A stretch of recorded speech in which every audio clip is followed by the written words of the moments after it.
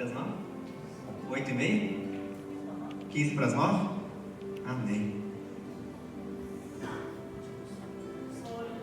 Irmãos, o que o Adriano viu aqui, se você prestar atenção, é o que o Espírito Santo está falando. E Deus me deu uma palavra exatamente falando sobre mente, sobre a mente. E ele viu um capacete. Então o Espírito Santo ele vai verdadeiramente selar a tua mente aqui essa noite. E não fugindo de tudo que o Lucas disse, segue a mesma linha, o mesmo raciocínio, só versículos diferentes e uma aplicação diferente, mas é a mesma linha, porque o Espírito Santo está falando. Amém? Vamos ler, depois vamos fazer uma oração. Romanos capítulo 12, versículo 1 e 2.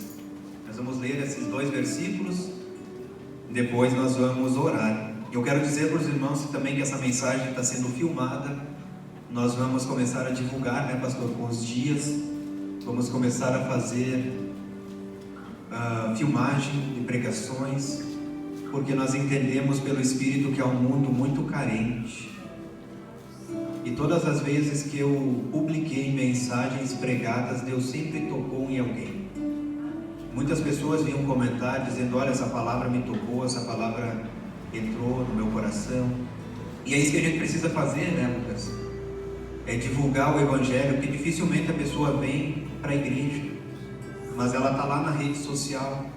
E num desses momentos que ela está lá navegando na rede social, ela pode cair nessa palavra ou em outra palavra, e naquele momento o Espírito Santo pegar a vida dela lá. Nós estamos orando por um grande derramar do Espírito Santo. E o derramar do Espírito Santo, quando ele vem, ele não fica dentro das quatro paredes, porque é um derramar. Ele vai para as ruas, para as casas, ele atinge a cidade toda. Você crê nisso? Então eu quero te convocar, irmãos, tire um dia da semana para jejuar sobre isso, por um derramar do Espírito Santo. Nós temos 7 dias na semana, tire um momento, toda semana, coloca lá no calendário, segunda é isso, ou outro dia, enfim, mas se organize, vamos jejuar por esta causa. Nós vivemos numa cidade que tem mais de 100 mil habitantes. Você sabia que muito mais da metade não crê em Jesus? Você sabia que tem um número incrível na cidade de Erechim que é desviado dos caminhos do Senhor? Sabe onde é que estão essas pessoas? A maioria nos presídios. A maioria dessas pessoas desviadas estão nas drogas nesse momento. A maioria. Então a gente tem uma missão dada por Deus. Vamos nos organizar, se disciplinar, jejuar, orar, e nós veremos do que Deus vai fazer. Porque começa dentro da casa do Senhor e depois se expande. Romanos capítulo 12, versículo 1 e 2. Portanto, irmãos, pelas misericórdias de Deus, peço que ofereçam o seu corpo como sacrifício vivo, santo e agradável a Deus. Este é o culto racional de vocês. E não vivam conforme os padrões deste mundo, mas deixem que Deus os transforme pela renovação da mente, para que possam experimentar qual é a boa, agradável e perfeita vontade de Deus. Vamos orar? Bendito Deus e Pai, mais uma vez nós chegamos na Tua presença em oração. Senhor, nós te agradecemos por esta oportunidade de aqui estarmos, poder estar na Tua casa, poder te buscar, poder vir a este lugar. Senhor, este mundo, essa cidade, ela está afundada, Senhor, em muitas situações pecaminosas. Nós vemos que há uma sociedade corrompida, há um ser humano carente de salvação, há um ser humano, Senhor, carente da Tua presença, vazio do Senhor. E nós somos a igreja que o Senhor levantou nesse bairro, nesta cidade. E nós precisamos entender a palavra que Tu vai falar conosco essa noite, para alcançarmos essas almas que estão perdidas, Senhor. Blinda nossa mente com essa palavra e com a ação do Teu Espírito Santo. Cerca todo esse ambiente com a tua glória, Senhor, ainda mais do que esse lugar já está cercado, para que a nossa mente fique cativa ao entendimento de Cristo, para que nenhum pensamento nos tire desse ambiente, desse lugar. Senhor, manifesta a sua glória através das nossas vidas, para tornar o teu nome temível, Senhor. Assim oramos no nome de Jesus. Amém. Os irmãos podem se assentar. Irmãos, veja que brilhante essa palavra. Ela foi usada muitas vezes por muitos pregadores, desde o tempo que ela foi escrita. Muitos congressos foram feitos com essa palavra. Mas eu quero trazer a tua atenção nessa noite para verdadeiramente o que ela quer dizer. Muitas vezes nós a ouvimos e não compreendemos. O apóstolo Paulo, ele tinha uma forma de escrever muito profunda. Ele era um teólogo, e a carta dele aos Romanos é um tratado teológico sublime. Ela fala de justificação, ela fala da obra redentora, ela fala que Deus já tinha projetado tudo antes do mundo ser mundo, ela fala da predestinação. Enfim, a palavra de Romanos, a carta de Paulo a Romanos é muito completa. Acredita-se que é a carta mais completa que ele escreveu. Do capítulo 1 até o capítulo 11, Paulo vai tratar de teologia, vai ensinar coisas referente à salvação, referente ao ministério da graça, referente a nós gentios que não éramos para sermos o povo de Deus, mas pela graça redentora do Senhor nós alcançamos salvação. Do capítulo 1 ao capítulo 11 Paulo trata sobre isso. Agora do capítulo 12 em diante, Paulo vai nos exortar a viver a teologia, porque ensino sem vida não produz nada. É aquilo que o Lucas disse, não tem como ser uma coisa a mais e outra coisa a menos. Ensino e vida, teologia e prática devem caminhar juntos.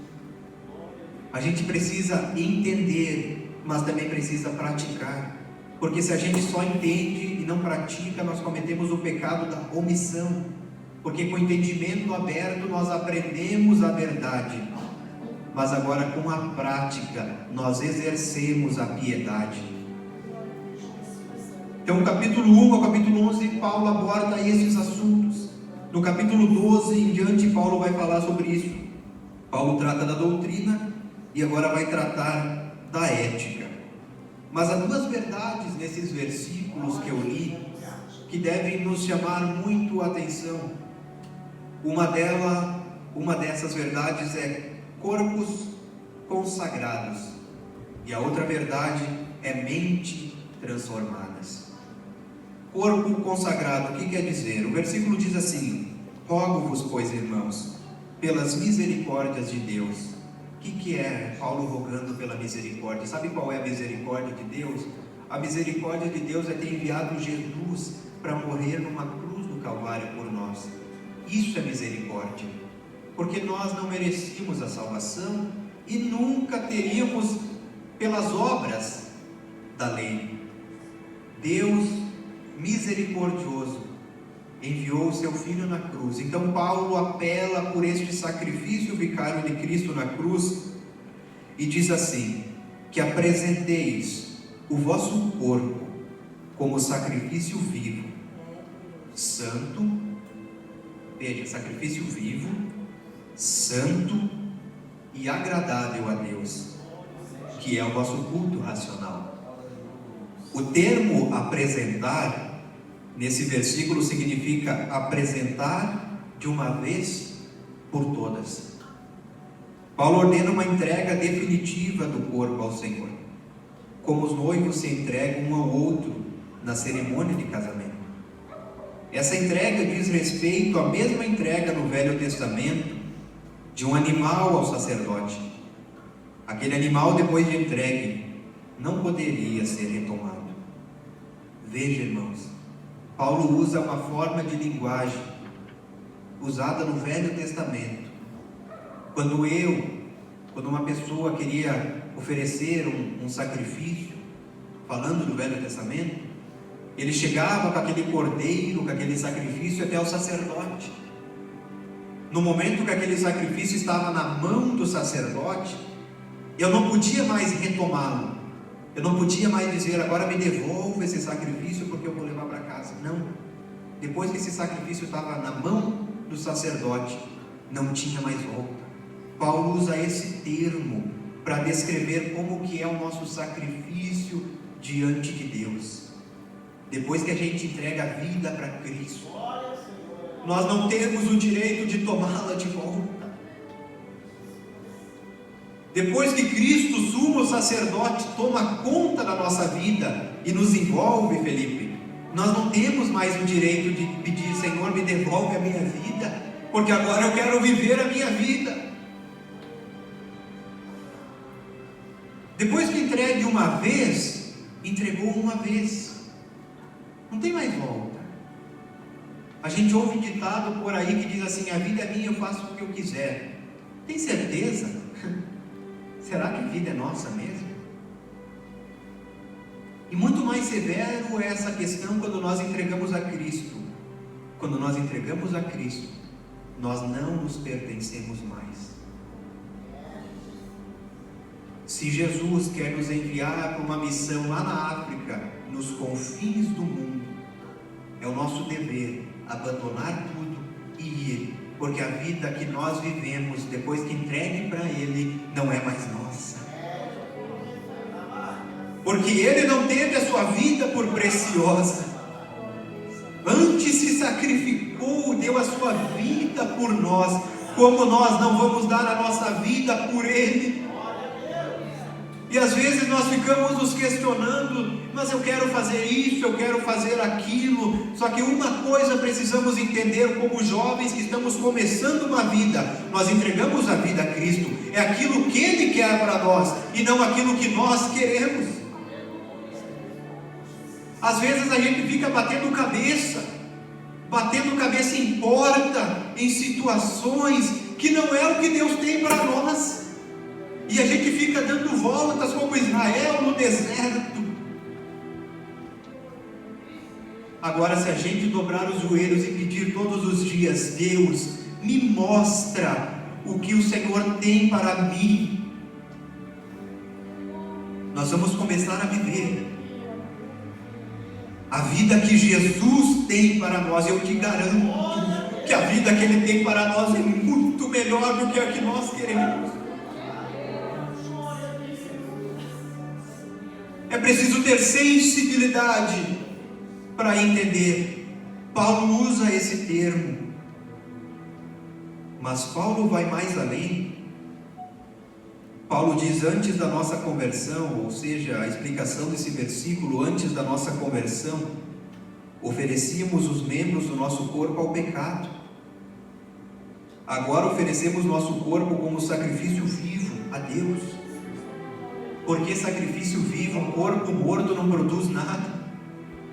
Um corpo morto não tem vida fluindo. Um corpo morto de nada serve. O nosso sacrifício a Cristo, ele tem que ser vivo. Nós temos que ter vida, e quem que produz vida? É o próprio Cristo. Nós somos uma oliveira enxertada, somos um zambujeiro enxertado numa oliveira que é Cristo. Essa oliveira produz vida. Se você não tem vida, é muito sério isso. Se você não tem vida, você tem o quê? Morte. Por isso que eu amo a Bíblia. A Bíblia é uma verdade absoluta, não tem meio termo. Existe céu, existe inferno, existe verdade, existe mentira, existe pecado, existe santidade, existe vida, existe morte. Não tem meio termo. E quando há um meio termo, que é uma meia fase, Jesus diz o quê? Eu vou vomitar, porque o meio termo é mordidão. O meio termo é eu não sei se faço ou se não faço, eu não sei se desvio, se não se desvio. Jesus odeia esse meio termo, porque ou você está vivo ou você está morto. Outrora estivesse frio, ele diz.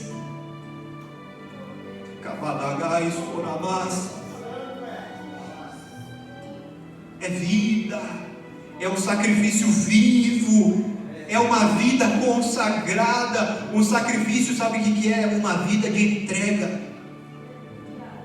uma vida de oração, uma vida de jejum, uma vida de leitura da palavra. Mas nós temos trabalho, nós temos escola, só que nós temos 24 horas no dia. E se a gente não faz um sacrifício, porque embora não é um sacrifício, é um prazer buscar a Deus, mas para muitos é um sacrifício.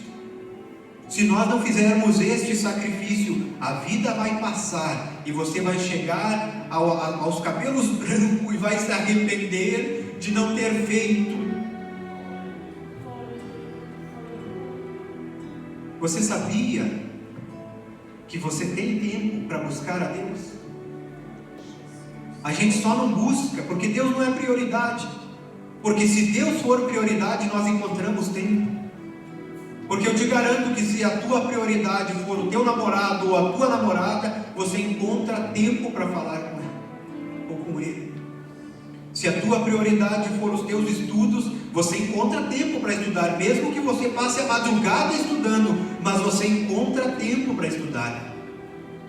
Agora, se a tua prioridade for Deus, você vai encontrar tempo para buscar a Deus. Sabe o que a Bíblia diz? Buscar-me-eis e me achareis. Quando? Quando me buscares de todo o coração. Deus nunca deve estar em segundo plano. Nós não temos esse direito de colocar Deus em segundo plano. Ele é o autor da nossa vida.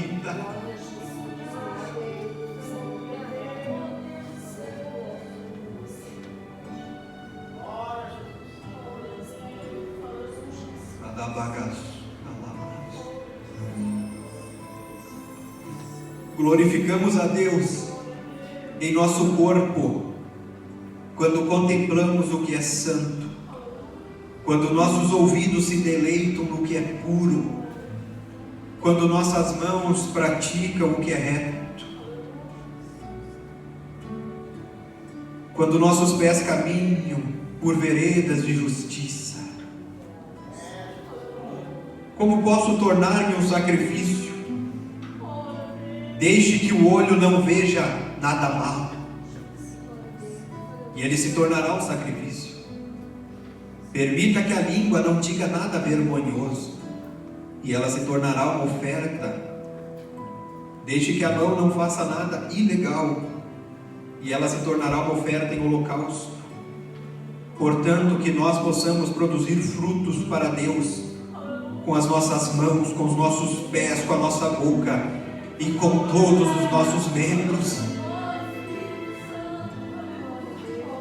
O sacrifício vivo, ele precisa ser santo, ele precisa ser agradável a Deus, senão Deus não aceita. Porque muitas vezes oramos e não recebemos, porque o nosso sacrifício a Deus não é um sacrifício nem santo e nem agradável. Porque se a gente não estiver em santidade, a nossa oração não é agradável a Deus. Sabe por quê? Porque a nossa oração é egoísta. A gente precisa ter santidade para orar segundo Deus.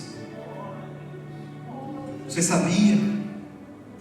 Como que Deus vai ouvir uma oração de alguém que ora apenas por si? Como que nós vamos se tornar um sacrifício para Deus se nós contemplamos imoralidade com os nossos olhos? Como que nós vamos ser um sacrifício para Deus se nós colocamos músicas mundanas nos nossos ouvidos e nós dizemos não tem nada a ver? Nós vivemos no tempo da graça, nós somos livres. Jovens, se vocês soubessem aonde que essa música foi criada, quanta feitiçaria, quanta magia para ela atingir os altos calões da mídia. Os nossos ouvidos são puros.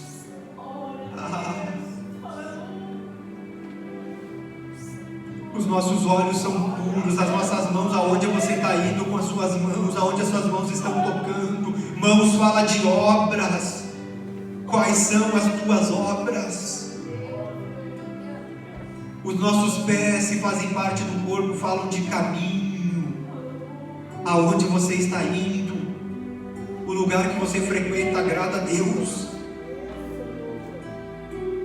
Quando você vai em certos lugares, Deus está ali com você. Deus pode ficar ali com você nesse lugar, ou Ele tem que se retirar, porque aquele lugar é um lugar impuro.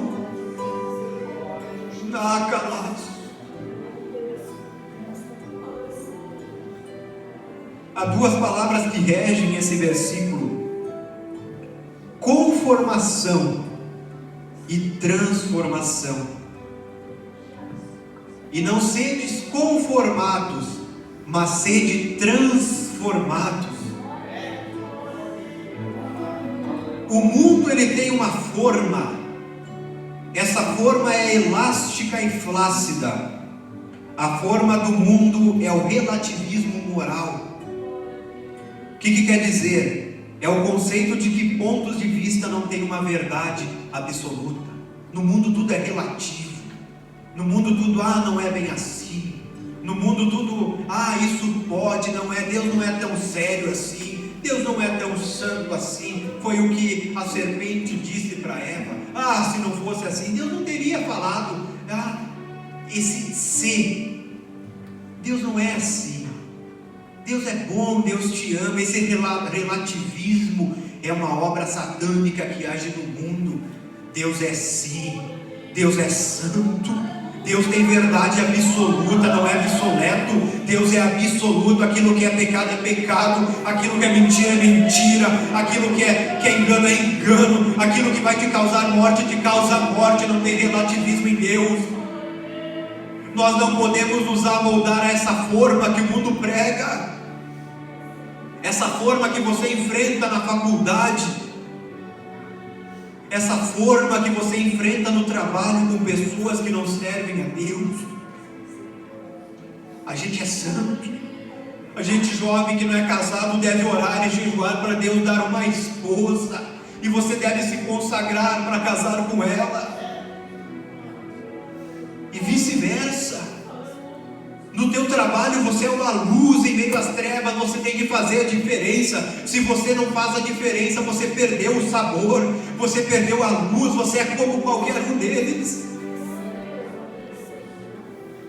Na escola, se você vive como as pessoas do mundo, e eu sei que muitos de vocês, a pandemia privou de vocês irem para a escola, mas vocês vão voltar. E se vocês não voltar diferente, de nada adianta, vocês continuarão sendo iguais. E o que Jesus diz quando o sal perde o sabor? De nada adianta. Então a gente pensa, Deus é amor, mas quando a gente não está fazendo aquilo que nós fomos chamados para fazer, automaticamente a justiça de Deus entra em vigor, e a gente, como que fica diante de um Deus tão santo?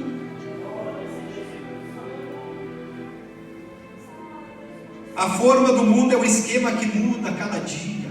Irmãos, é uma tristeza olhar para o mundo. Sabe uma coisa que o Espírito Santo faz quando você se achega a Ele? Ele é como um refletor. O Espírito Santo, ele reflete luz. Ele nunca se glorifica. Ele lança a luz a Cristo. E quando ele reflete a luz em Cristo, sabe o que nós vemos? O pecado e os erros com clareza. Como eu sei se eu estou cheio do Espírito Santo? Quando eu me entristeço ao olhar o mundo e ver o pecado estampado. Quando eu me entristeço, quando eu olho para o meu coração e vejo o meu pecado. Quando eu me entristeço, quando eu vejo uma juventude sem Deus, porque o Espírito Santo lança a luz, e quando eu estou cheio dele, eu estou vendo, e eu não me amoldo a esse mundo. Nós não devemos ser como o camaleão, que assume as cores daquilo que o cerca. Você conhece o animalzinho, o camaleão, o bichinho? O camaleão, ele tem uma autodefesa. Se aqui tivesse um camaleão nessa tribuna, ele estaria da cor da tribuna. A gente olhar para ele e olhar e ia ver a tribuna. Se eu colocasse o camaleão nessa cadeira, ele se transformaria da cor da cadeira. Tem muitos cristãos que são assim. Ele é inserido no mundo e lá ele se transforma como mundo. Aí ele vem para a igreja e daí aqui ele se camufla de cristão. Mas quando ele pisa lá fora de novo, ele já se camufla de novo como mundo.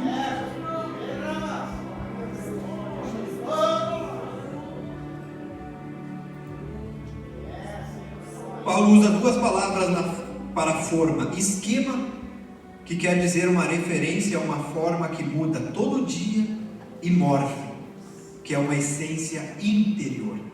O termo traduzido aqui por transformar é o mesmo traduzido por transfigurar, que é o fato de Jesus que transfigurou no monte da transfiguração, que está em Mateus capítulo 17 e versículo 2. Em nossa língua equivale a palavra metamorfose. O que quer dizer? Descreve uma mudança que ocorre de dentro para fora. Em vez de adotar o padrão exterior e transitório desse mundo, devemos ser transformados em nossa natureza íntima. De dentro para fora. De dentro para fora. O Espírito Santo vai tocando na gente como está tocando em você nesse momento.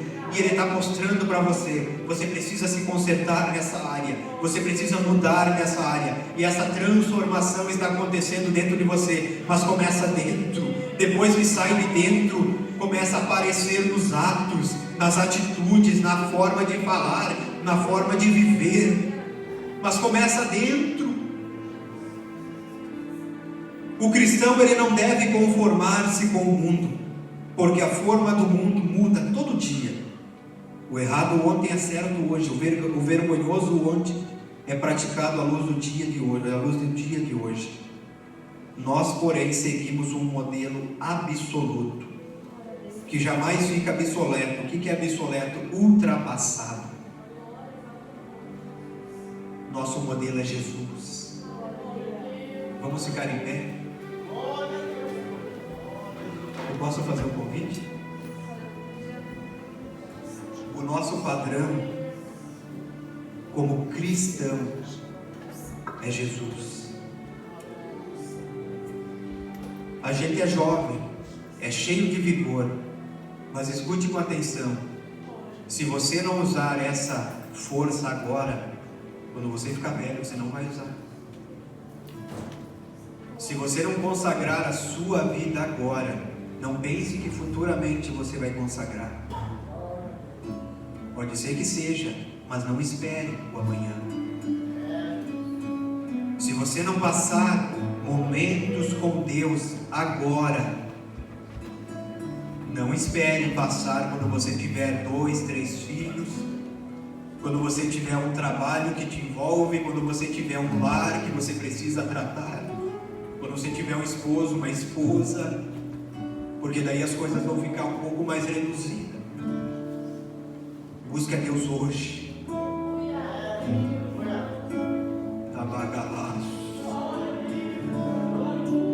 Se consagre hoje. Se entregue a Cristo hoje.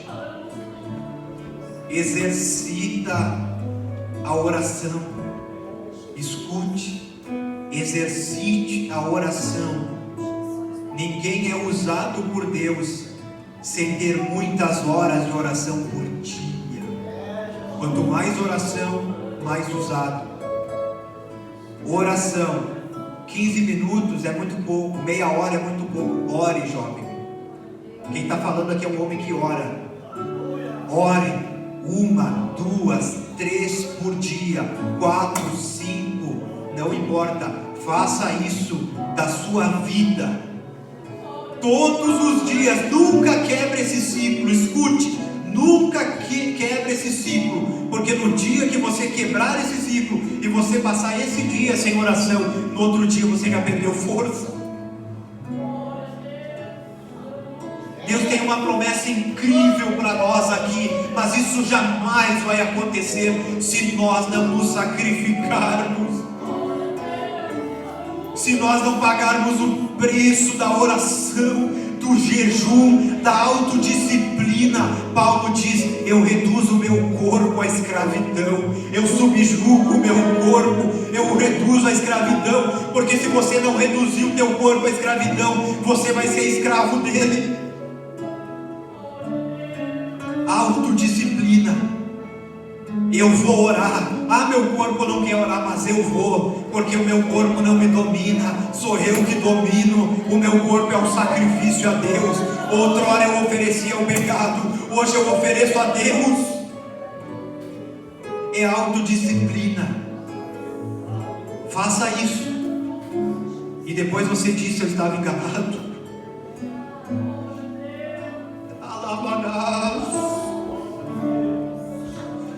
Você vai ver os céus por dentro. Você vai caminhar numa presença, numa dimensão tão grande de Deus. Sabe por que você está vazio muitas vezes?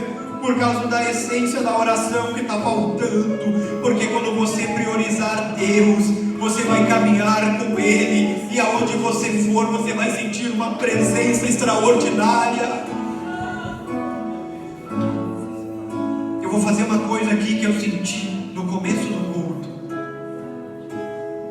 Eu vou convidar, você não é obrigado a vir, mas eu vou convidar aos homens, aos rapazes que venham. Vamos manter distância, é claro, mas que venham e fiquem desse lado. Podem vir os rapazes e as moças aqui, desse lado. Nós vamos orar, nós vamos impor as mãos, porque nas nossas mãos tem poder. A pandemia não vai limitar a ação do Espírito Santo. Nós vamos orar por vocês, e o Espírito Santo vai selar você com o batismo. O Espírito Santo vai dar dons, o Espírito Santo vai dar visão, o Espírito Santo vai te capacitar, ele vai brindar a tua mente, ele vai te levantar, porque na mão da igreja tem poder.